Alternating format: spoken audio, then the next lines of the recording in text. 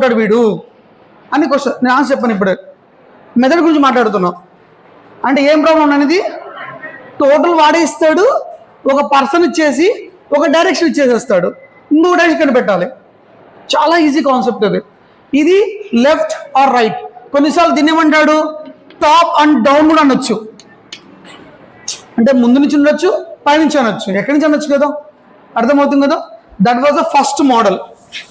ఇది ఈయన చెప్పేస్తానమ్మా. 40 ఉంది కదా నెంబరు.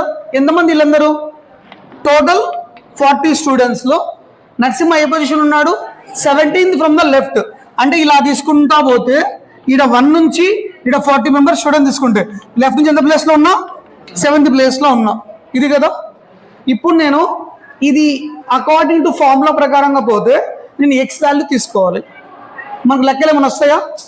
మనకేం రావు, లెక్కలు రావు. మ్యాథ్స్ జీవితంలో రాదు. 1 to 3 తెలీదు. టేబుల్స్ ఐఐటి మాకు కూడా ఐడియా లేదు.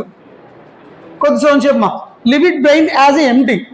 దీన్ని ఎలా చేయాలి అంటే డైరెక్ట్ ఆప్షన్లోకి వెళ్ళిపోదాం.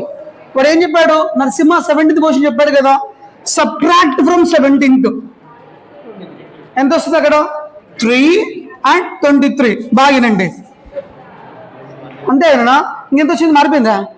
ఇంకోటి ఏమంటావు కొని నీ తృప్తి కోసం 33 ఉంది కదా. బాగానండి. ఇక్కడ సబ్ట్రాక్ట్ చేసావు. ఎవరు సబ్ట్రాక్ట్ చేసావు? నరసింహని. అంటే ఒకటే పొజిషన్ ఉన్నట్టే కదా. ఇది రండి మా, ఇది రైట్ సైడ్ కదా, ఇది left side. Right side left side రెండు